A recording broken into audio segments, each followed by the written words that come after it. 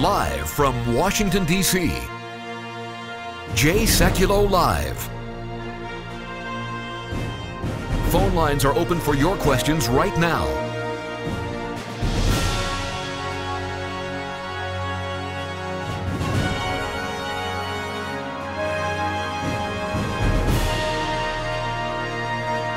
And now, Chief Counsel for the American Center for Law and Justice, Sekulow. We're talking about the case of Asia Bibi. A special three-member bench of the Supreme Court on Monday reserved its judgment on the final appeal against the execution of Asia Bibi, but the hearing went very well. This is the case involving the Christian woman who's been sentenced to death in Pakistan for sharing her faith. They accused her of blasphemy. She's been in jail for 8 years. She's a mother. We have been heavily involved in her case. We have an office in Pakistan that's been involved directly in the case. And I will tell you how heated it's become when we sent out a request for people to pray for her and her family and the lawyers that are handling the case. I did this over the weekend because the hearing was today.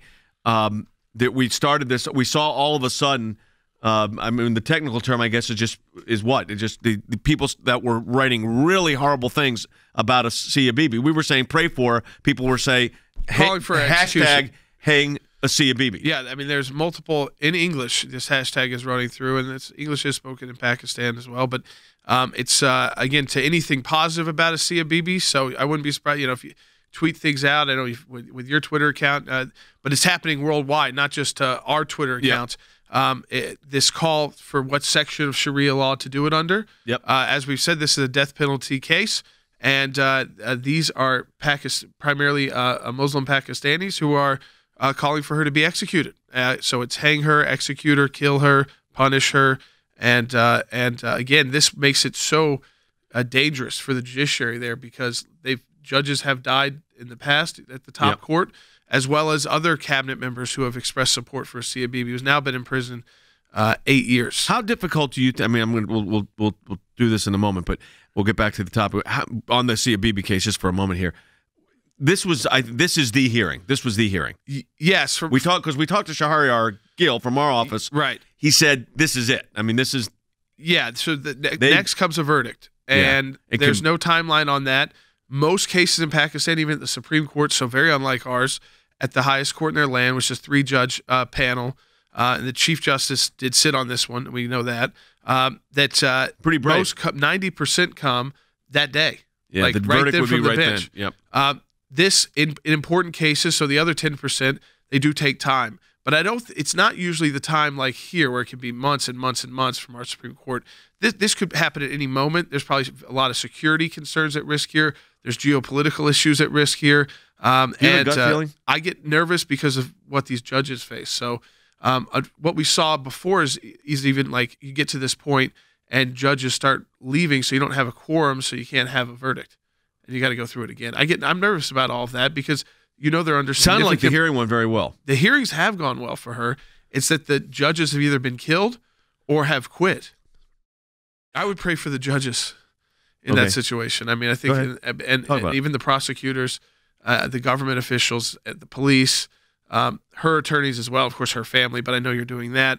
But especially for those judges, not on the decision, but on their safety. Even while they are deciding, because what we know the other side has done is tried to harass or kill them before they've gotten to a decision point. That is the fundamental question here, and that is the concern over the judges and the impact of all of that. We've had 777,000 signatures on a petition to save Asia Bibi from execution. Now it's before the Supreme Court of Pakistan and the arguments that just went down. What we're going to ask you to do, if you haven't signed this petition, there is a phone number on your screen. I urge you to call that number now or simply go over to aclj.org. The petition will be there, aclj.org. Let's let the world know we're standing with Asia Bibi. Back with more in just a moment.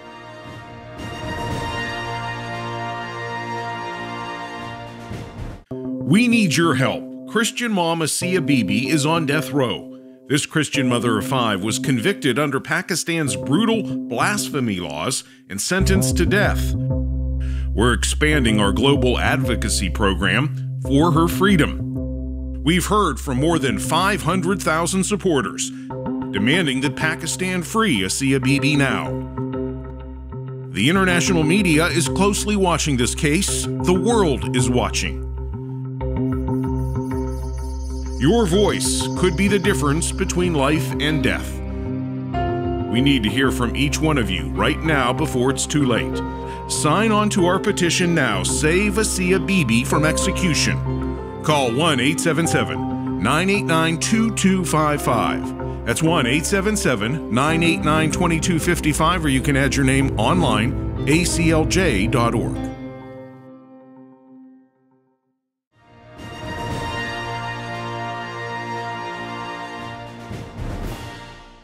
Asia Bibi's been accused of blasphemy, sentenced to death. And I want to go to Skip Ash and then Shahryar on this. But Skip, we know these blasphemy charges are the put-up charges. It's either blasphemy or national security violations. That's always it. Whenever they have somebody who is in a weakened position, they want to take advantage of them, one of the first places they go is to allege blasphemy. And the other one is, as you said, national security. But blasphemy is the one that strikes fear in the hearts of everyone who's so accused, because it automatically, well, a guilty sentence automatically is a death sentence. And it especially is applied to minorities and the Christian minority in Pakistan. So Asia Bibi was living under that sword of Damocles the entire time she's been a citizen there, but it finally struck home, and now she's been in jail since 2009, hopefully waiting justice at this court. And Shahryar, there are 4 points, primary points that our lawyer representing Asia Bibi made during the argument. Let's go over those. Right. So he began by introducing all the evidence, by reading the evidence to the court, kind of pointing out all the discrepancies, the contradictions, the errors that were in the evidence. Then he argued that there was a 5-day delay in lodging the complaint.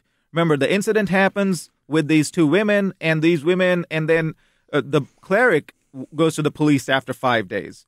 And that's usually in Pakistan, that's a fatal error in cases when there's a delay, because that shows some sort of conjured up charges.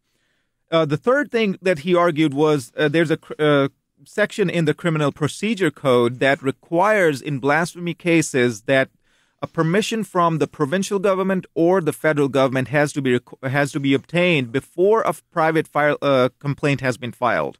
And Asia's lawyer actually pointed out that never happened in this case. And only based on this error, the court should have at the trial thrown out the case, but that didn't happen, and they convicted her. So the final thing, the court basically asked, so what was the motive for these women and the clerics who filed the charges? What was the motive? Why the case against Asia Bibi? And that's one of the things that they always ask.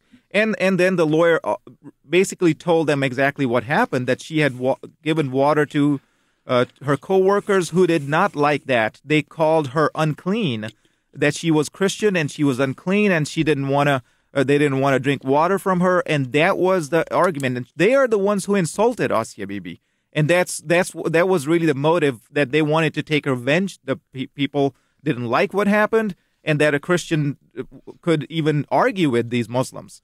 So it's interesting when you look at the some of the reports that have come out, some of the media reports that have come out in the hearing, and this was the lawyer representing Asia Bibi we worked with made the statement that there was no evidence of blasphemy actually in the record itself. And then the judge, the Chief Justice, actually asked, are these things on the record? And then one of the other justices said, what we can conclude from your statement is that the prayer leader, this is who made the charges, himself did not witness the incident as it happened. No blasphemous language was uttered in the presence of the prayer leader. In other words, Professor Hutchinson, the main chargant, the claimant here, was not a party to the incident. Absolutely. So allegations of blasphemy are very serious in Muslim countries. Asia Bibi has been living with this charge over her head for almost 9 years. There is no factual foundation for the blasphemy charge, no evidence in the record whatsoever, yet the charge remains in place. Why? Because members of the justice system must deal with intense political, ideological, and theological pressure to execute an innocent woman. Yep. Against this background, intense international countervailing pressure is absolutely necessary to keep her alive. And so let's pray for the justices. Let's pray for the entire justice system in Pakistan in order to keep her alive and to see that she is set free, because the charges simply have no legal or factual foundation. So Sandra on Facebook said this: how is the UN able to approach Sharia law when it comes to human rights? Fan, that has been an issue that we've been fighting with the Organization of Islamic Cooperation and their definition of blasphemy, which is against the charter, the UN charter, which includes religious freedom and freedom of speech.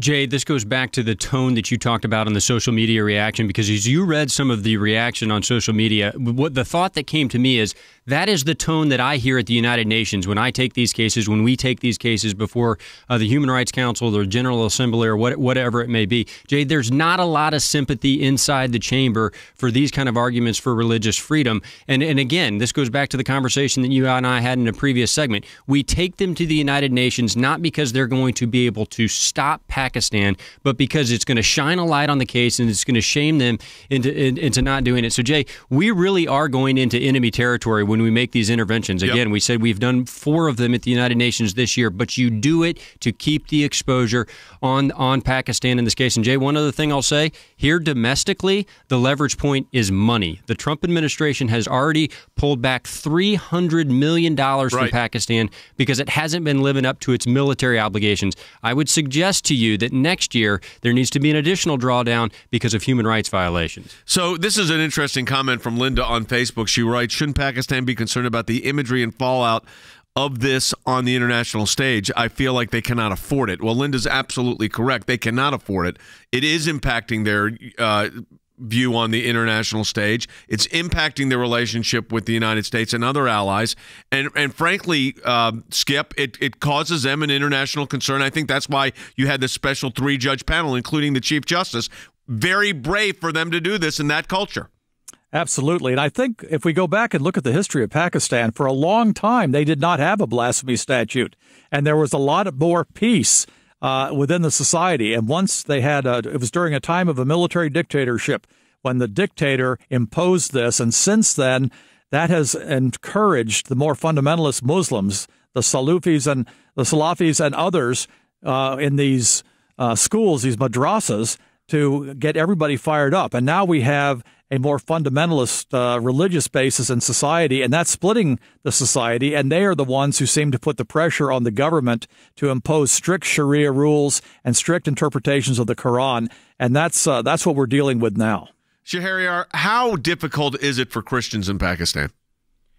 It's very difficult, especially in the environment where the blasphemy charges not only generate court cases and police investigations, but there's a lot of danger from just the mob rule that happens there. Yep. And there have been tons of incidents where one blasphemy allegation what resulted in a mob of thousands of people gathering and burning entire villages in Pakistan. So that's the kind of environment Christians and other minorities live in. But the good news in this horrible situation is we've had success, Shahryar, in some of these other cases.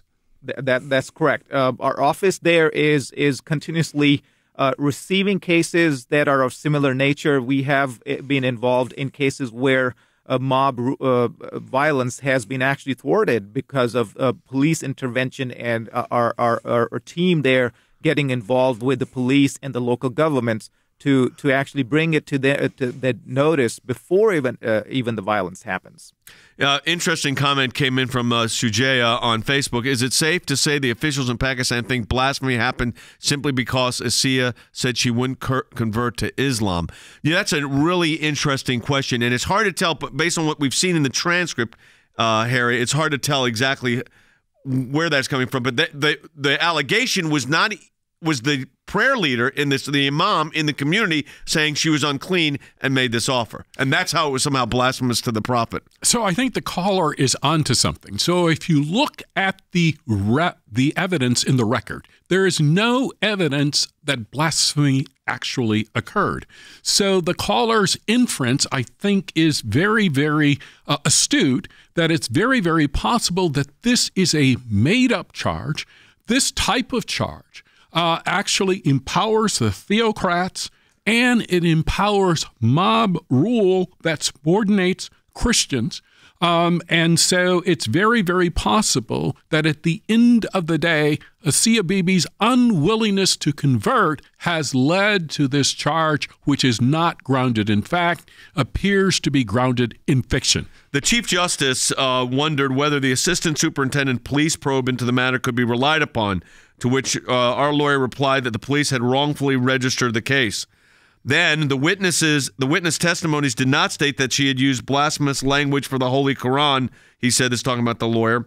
No blasphemous words were used at all. Asia in her statement said that she could not even conceive of committing blasphemy, and that's because Christians understand that blasphemy is such a serious crime in Pakistan. All right, we're coming up to the last segment of the broadcast. Get your comments in on Facebook and Periscope. We'll read some of those when we come back from the break again. We've had 777,000 signatures on a petition to save Asia Bibi from execution. Now it's before the Supreme Court of Pakistan and the arguments that just went down. What we're going to ask you to do, if you haven't signed this petition, there is a phone number on your screen. I urge you to call that number now, or simply go over to aclj.org. The petition will be there, aclj.org. Let's let the world know we're standing with Asia Bibi. Back with more in just a moment.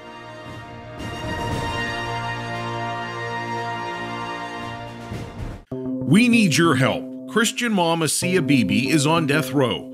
This Christian mother of 5 was convicted under Pakistan's brutal blasphemy laws and sentenced to death. We're expanding our global advocacy program for her freedom. We've heard from more than 500,000 supporters demanding that Pakistan free Asia Bibi now. The international media is closely watching this case. The world is watching. Your voice could be the difference between life and death. We need to hear from each one of you right now before it's too late. Sign on to our petition now. Save Asia Bibi from execution. Call 1-877-989-2255. That's 1-877-989-2255, or you can add your name online, aclj.org.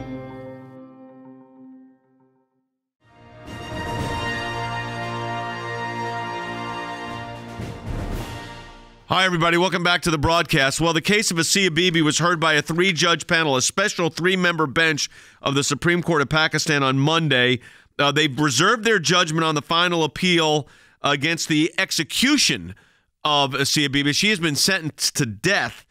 Christian woman in charge with blasphemy. Again, if you're new to the case, let me go right to Shahriar Gill, who is running this case for us, runs our office out of Pakistan. He's in the United States, born in Pakistan himself, knows this area, knows this very well. Let's talk about what this case is about again for those just joining the broadcast.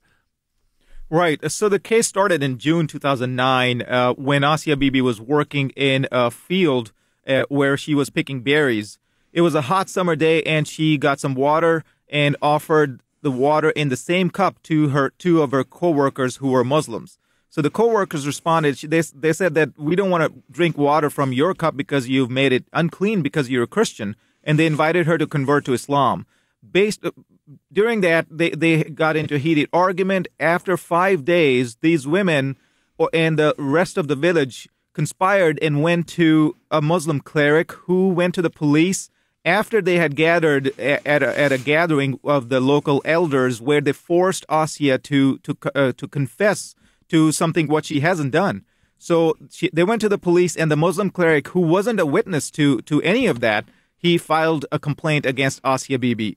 After a year, she was convicted after a trial that was full of procedural and substantive errors, and she was convicted to death at the trial. About 4 years later of the trial, the appeal was basically, the conviction was upheld. And since then, she's been waiting for the appeal to be heard by the Supreme Court, which happened last night. So when that happens, normally, Shahryar, there's a decision right away in 90% of the cases. This time, not so much. They did not do that. And you think that's for security reasons? Absolutely. That's what happened here. In 90% of the cases, as you said, the court basically decides the decision right away. But this time, the court said that we're not going to decide it today. We'll announce the decision at a later date. And they did not even tell the date. So I think that's exactly what happened. They wanted to not create a security issue in Pakistan. Yeah. So coming out, you've reviewed some of the notes and some of the press reports that have come out, Professor Hutchinson, about the case. I'm looking as an appellate lawyer. I'm looking at this, and I would be feeling very good as Asia Bibi's lawyers. Absolutely, but you also have to look at the pressure that the justices are under. So it's an extremely weak case. We have contradictory witnesses. We have no direct evidence. We have a case largely built upon hearsay. And so the key question for the justices really is whether or not the presumption of innocence under a common law system will be applied in this particular case. It's important to note that there is little or no direct evidence on the central charge of blasphemy, but yet the justices are under intense cultural and community-wide pressure to convict an innocent human being, and that would be tragic under the circumstances. And then, of course, this comes with a unique political situation because Pakistan's an ally of the United States. Yeah, a big-time ally, Jay. Over the last 10 years, they've received about $22 billion from the United States, so that's an average of more than $2 billion a year. Now, President Trump dramatically decreased the request in the last year, Jay, and largely because of these concerns about human rights. But look, we as the ACLJ and the ECLJ always look for leverage points, and so U.S. aid to Pakistan is certainly one of them. We will be re-upping our request that the United States Congress address that during the next fiscal cycle. But, Jay, the other one is the international community. We don't take this to the United Nations because it's going to be dispositive there, or you will necessarily win. We take it to the United Nations, Jay, to keep Asia Bibi alive, to keep Pakistan from executing her under the cone of silence. We have taken this case, Jay, to the United Nations on 4 separate occasions this year alone. We do that just to keep the case highlighted inside that body. Let me say this, though, Skip. We talk about keeping her alive. I want to put these are horrible. I'm going to put these memes up, but I want people to see what's going on right now in social media. So we've been asking people to pray for Asia Bibi. I now want people praying for those judges. But this is what's going on, and there's a lot of this happening. Hang Asia, it's horrible. And I'm getting these on my feed. I mean, my team's telling me that it's all over. It's all over. So this is kind of tells you the nature of what we're dealing with. Then we talk about keeping her alive. She's sentenced to death here. That's the penalty for blasphemy. That's correct. And the issue here is, as Shahryar has already described, the evidence at the trial court was absolutely insufficient to convict in the initial matter, and then it was upheld. The bad verdict was upheld on the first appeal, and now we finally have gotten to the highest court in the land, and we're hoping that they will do the right thing, apply the law, because in one sense, if she has been falsely accused of blasphemy, that in itself is a form of blasphemy within Islam. So I think they can, depending on how they do it, they can come to the proper solution, the proper decision. The issue, though, is right now the pressure is so high on all the justices in the legal system that they have to give it a time to dissipate. They have to give it time for the passions to cool, and then I think they can come out with a reasoned opinion, and they can then throw it back if they wish to say a false accusation of blasphemy is in itself a form of blasphemy, and then that can put people to be more careful in the future about making false accusations. Yeah, Jim on Periscope asked this question. Again, if you got a question on Periscope or Facebook, get in there. Our social media team's looking at it right now. Can the UN do anything? I feel like they're a joke when it comes to these types of cases. Actually, they can be quite helpful in these types of cases. I've got issues with the United Nations, but they can be a very important force, Stan, to utilize international, as you said, international leverage here can be very important. Well, I think there's a reason to be frustrated, and frankly, those frustrations were the reason that the United States officially left the Human Rights Council. But we've talked about this many times, Jay. If you put the wrong members on the Human Rights Council, their effectiveness to officially stand in the way of actions like this is very much to the detriment. So I thought the United States leaving was the right call there. But we as the ECLJ, engaging through formal interventions, sometimes they're written, sometimes they're oral. Jay, it is one of the best platforms that we have uncovered for keeping a case like this in the visibility of the international community. And look, I'm going to tell you, if there wasn't visibility on this case, I'm convinced that Asia Bibi would not be alive today. I was going to say she'd be dead. I mean, Professor Hutchinson, she would be, without an international attention, that sentence would have been executed. Absolutely. So if you look at this from the context of the domestic political atmosphere in Pakistan, this would be an easy case for the justices. In other words, they could throw out the presumption of innocence. They could throw out the rule of law because they're under intense pressure from clerics and activists to execute someone for a crime she did not commit. So it's absolutely essential to maintain international political pressure so that the outcome of this case can be reversed in her favor. All right. Pray for Asia Bibi, of course, and her family, but pray for these judges that are going to make that decision. Can come out at literally at any moment. And it's that important that we hear from you on this. Really critical that we hear from you on this. And that you're praying for Asia Bibi and praying for these judges who will make the decision. As we get more information, of course, we will get it to you. That's going to do it for the broadcast this week. Number one, pray for Asia Bibi. Number two, just as important, pray for those judges that are making a decision. Pray for our legal team in Pakistan. We have an office in Lahore, Pakistan. And also, let me encourage you to sign a petition. We have a petition up for Asia Bibi, over 770,000 signatures for her to be released and for her to be free. Sign it if you haven't done so. You could do that with calling the number it's on the screen right now, or simply go to aclj.org. That's aclj.org, or just call that number that's on the screen. We'll talk to you next week.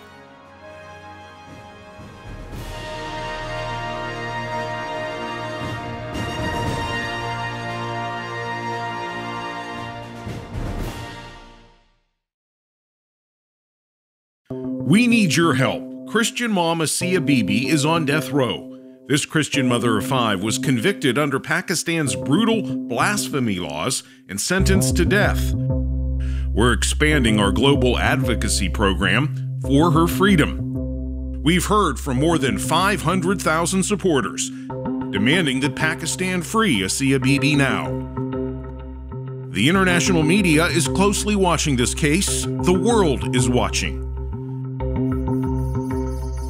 Your voice could be the difference between life and death. We need to hear from each one of you right now before it's too late.